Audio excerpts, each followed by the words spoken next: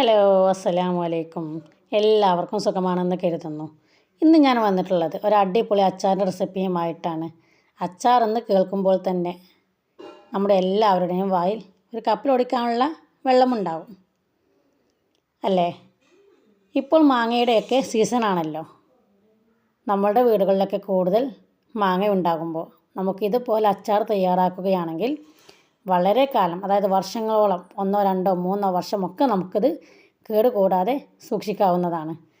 മാങ്ങയുടെ സീസൺ കഴിഞ്ഞാലും നമുക്ക് ഈ അച്ചാർ ഉപയോഗിക്കാൻ സാധിക്കും. ഇത് മാത്രമല്ല ഈ അച്ചാറിൻ്റെ പ്രത്യേകത. വളരെ സിമ്പിളായിട്ട് നമുക്ക് പെട്ടെന്ന് തന്നെ ഈ അച്ചാർ തയ്യാറാക്കുവാൻ സാധിക്കുന്നതാണ്. കൂടുതൽ ഇൻഗ്രീഡിയൻസ് ഒന്നും ഈ അച്ചാറിന് ആവശ്യമില്ല. നമ്മുടെ വീടുകളിലൊക്കെ സാധാരണ ഉപയോഗിക്കാറുള്ള ഇൻഗ്രീഡിയൻസുകൾ മാത്രം വെച്ച് നമുക്ക് ഈ അച്ചാർ വളരെ പെട്ടെന്ന് തന്നെ തയ്യാറാക്കാം. അപ്പോൾ എങ്ങനെയാണ് ഈ അച്ചാർ തയ്യാറാക്കുന്നതെന്ന് നോക്കാം. ഈ അച്ചാർ തയ്യാറാക്കുവാനായിട്ട് നാം ആദ്യം ചെയ്യേണ്ടത് മാങ്ങ നല്ലവണ്ണം കഴുകി വൃത്തിയാക്കിയതിന് ശേഷം അത് നല്ലവണ്ണം തുടച്ചെടുക്കുക. എന്നിട്ട് ഇതുപോലെ നീളത്തിൽ അരിഞ്ഞെടുക്കുക. ഞാനിവിടെ ഒരു 10 മാങ്ങയാണ് എടുത്തിട്ടുള്ളത്. അപ്പോൾ മാങ്ങയുടെ അളവൊക്കെ നമുക്ക് നമ്മുടെ ഇഷ്ടത്തിനനുസരിച്ച് കൂട്ടുകയും കുറയ്ക്കുകയും ഒക്കെ ചെയ്യാം. പിന്നെ ഇതിലേക്കൊരു 10 15 വറ്റൽമുളക്, പിന്നെ 2 3 തണ്ട് കറിവേപ്പില. ഇനി നമുക്ക് ഒരു ചട്ടിയിലേക്ക് കുറച്ച് നല്ലെണ്ണ ഒഴിച്ച് കൊടുത്ത് ചൂടായതിന് ശേഷം ഇതിലേക്ക് വറ്റൽമുളകും കറിവേപ്പിലയും ഇട്ട് കൊടുക്കുക. എന്നിട്ട് ഈ വറ്റൽമുളകും കറിവേപ്പിലയും നല്ലവണ്ണം ചൂടായി വന്നതിന് ശേഷം നമുക്കിത് എണ്ണയിൽ നിന്നും കോരി മാറ്റാം.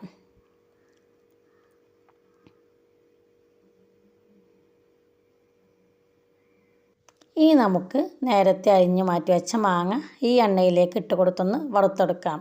കുറേശ്ശെ ഇട്ട് കൊടുത്ത് നമുക്കിതൊന്ന് വറുത്തെടുക്കാം. ഇതൊരു ഇളം ബ്രൗൺ നിറമാകുന്നത് വരെ നമ്മളിതൊന്ന് വറുത്തെടുക്കണം. അങ്ങനെ നമ്മുടെ മാങ്ങാ കഷ്ണങ്ങൾ ഇളം ബ്രൗൺ നിറമായിട്ടുണ്ട്. ഇനി നമുക്ക് ഈ നിറത്തിൽ ആയി വരുമ്പോൾ നമുക്കിത് എണ്ണയിൽ നിന്നും കോരി മാറ്റാം. ഇതുപോലെ ബാക്കിയുള്ള മാങ്ങാ കഷ്ണങ്ങൾ നമുക്ക് വറുത്ത് കോരി മാറ്റാം. അങ്ങനെ മുഴുവൻ മാങ്ങാ കഷ്ണങ്ങൾ ഞാൻ അവിടെ വറുത്ത് കോരി മാറ്റിയിട്ടുണ്ട്. ഇനി നമുക്ക് നേരത്തെ വറുത്ത് മാറ്റി വെച്ച വറ്റൽമുളകും കറിവേപ്പിലയും ഒന്ന് പൊടിച്ചെടുത്ത് കൊണ്ടുവരാം. അതിനുശേഷം ചട്ടിയിലേക്ക് ഇട്ട് കൊടുക്കുക.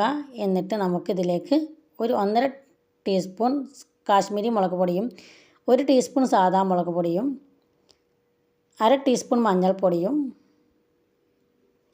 1.5 ടീസ്പൂൺ കടുക് വറുത്ത് പൊടിച്ചതും 2 ടീസ്പൂൺ ഉലുവ വറുത്ത് പൊടിച്ചതും ചട്ടിയിലേക്ക് ചേർത്ത് കൊടുക്കാം.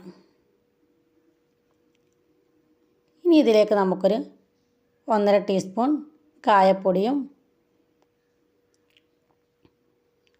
ആവശ്യത്തിന് ഉപ്പും കൂടി ചേർത്ത് കൊടുത്ത് നമുക്കിതെല്ലാം കൂടി ഒന്ന് ചൂടാക്കിയെടുക്കാം. ഈ മസാലപ്പൊടികളെല്ലാം നല്ലവണ്ണം ചൂടാക്കിയെടുക്കുക. കരിഞ്ഞു പോകാതെ നമ്മളിതൊന്ന് ചൂടാക്കിയെടുക്കണം. പൊടികളെല്ലാം നല്ലവണ്ണം ചൂടായി വന്നു കഴിഞ്ഞാൽ നമ്മളതിലേക്ക് വറുത്ത് മാറ്റി വെച്ച മാങ്ങാ കഷ്ണങ്ങൾ ചേർത്ത് കൊടുക്കാം. എന്നിട്ട് ഈ പൊടികളെല്ലാം മാങ്ങാ കഷ്ണങ്ങളിൽ പിടിക്കുന്ന വിധം നമ്മളിതൊന്ന് മിക്സാക്കിയെടുക്കണം. എല്ലാ മാങ്ങാ കഷ്ണങ്ങളിലേക്കും മസാല പിടിക്കത്തക്ക വിധം നമ്മളിത് നല്ലവണ്ണം മിക്സ് ചെയ്ത് കൊടുക്കുക. ഇപ്പോൾ എല്ലാ മാങ്ങാ കഷ്ണങ്ങളിലേക്കും നല്ലവണ്ണം മസാലയൊക്കെ പിടിച്ചിട്ടുണ്ട്.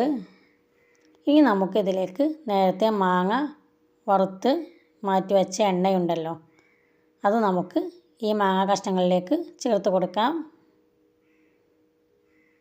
എന്നിട്ട് ഇതെല്ലാം കൂടി ഒന്ന് മിക്സാക്കി എടുക്കാം. ഒരു മീഡിയം ഫ്ലെയിമിലിട്ടിട്ട് വേണം നമ്മളിതൊന്ന് മിക്സാക്കി എടുക്കാൻ. അങ്ങനെ നമ്മുടെ വളരെ ടേസ്റ്റി ആയിട്ടുള്ള മാങ്ങ അച്ചാർ ഇവിടെ റെഡി ആയിട്ടുണ്ട്. എണ്ണ മാങ്ങ അച്ചാർ എന്നാണ് നമ്മൾ ഈ അച്ചാറിന് പറയാറുള്ളത്. ഈ അച്ചാർ നിങ്ങൾക്കെല്ലാവർക്കും ഇഷ്ടപ്പെട്ടിരിക്കുമെന്ന് കരുതുന്നു. നിങ്ങളെല്ലാവരും ഇതൊന്ന് ട്രൈ ചെയ്ത് നോക്കണം. എന്നിട്ട് നിങ്ങളുടെ അഭിപ്രായങ്ങൾ എന്താണെന്നും അത് കമൻറ്റിലൂടെ അറിയിക്കുകയും വേണം.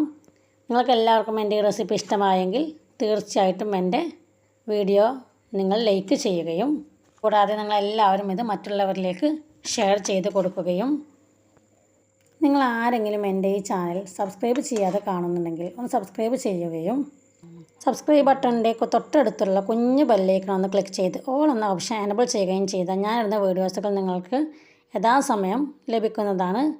ഇനി നമുക്ക് ഈ അച്ചാർ തണുത്തതിന് ശേഷം ഇതുപോലുള്ള ഗ്ലാസ് ബോട്ടിലുകളിൽ സൂക്ഷിച്ചു വെക്കാവുന്നതാണ്. അപ്പോൾ നമുക്ക് അടുത്ത വീഡിയോയുമായിട്ട് വീണ്ടും കാണാം. ബൈ.